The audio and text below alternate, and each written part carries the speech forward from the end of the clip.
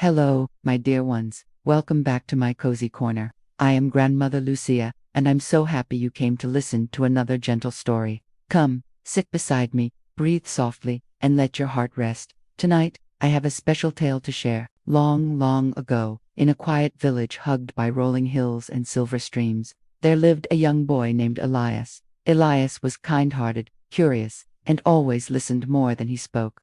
His grandmother often told him, "The world whispers to those who listen." Behind their little cottage stretched the whispering woods, named not because the trees were loud, but because their leaves rustled with secrets only gentle hearts could hear.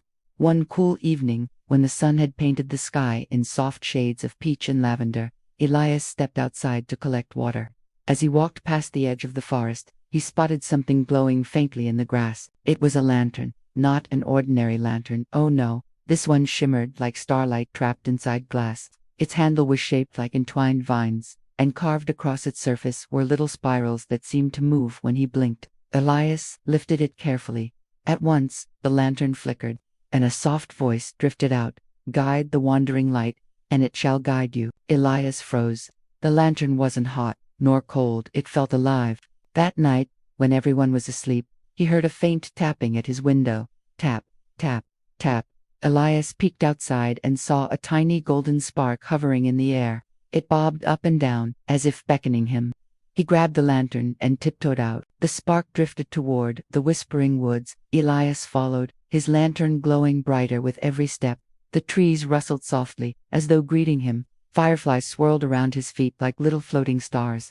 Deeper and deeper he went, until he reached a small clearing. There, a gentle breeze lifted the spark, and suddenly, pfft, the spark expanded into a small, shimmering fox. Its fur glowed like moonlight, its eyes sparkled like fresh morning dew. "Thank you for coming," the fox said, bowing politely. "I am Liora, a guardian of the forest. My light has dimmed, and I cannot find my way home. Only one with a quiet heart can help me." Elias's lantern shone warmly, the spirals on its glass swirling like tiny galaxies. "Of course I'll help," Elias said softly. Liora nodded and trotted ahead, her tail glowing faintly. The lantern's light spread across the trees, revealing hidden paths, tiny mushrooms shaped like umbrellas, and small creatures peeking curiously from behind tree trunks. As they walked, Liora's glow grew steadier. Finally, they reached a tall, ancient oak tree, the heart of the forest. Its trunk was wide enough to hold an entire cottage, and its leaves shimmered in blues and greens, as though painted by moonbeams. Liora stepped forward. "This is my home," she whispered. "I lost my way when my inner light dimmed with fear. Your lantern reminded me of my own glow." Elias felt warmth fill his chest. Before he could speak, the ancient oak stirred. The bark shifted slowly, forming a gentle face, wise and kind.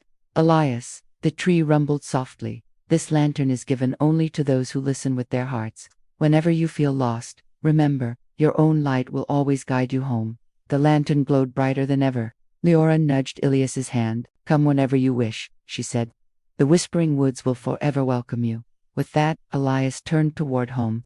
The forest path lit up before him, as if the trees themselves were guiding his steps. By the time he reached his cottage, dawn was brushing the sky with pale rose and gold. He placed the lantern by his window. From that day on, whenever he felt unsure or afraid, he simply looked at the lantern, its warm glow reminding him of Liora, the ancient oak. And the truth whispered in the forest, even in the darkest moments, there is always a light inside you waiting to shine. Now, my dears, close your eyes, let your breath become soft, and drift into dreams where gentle foxes glow, lanterns whisper, and the woods welcome you with open arms.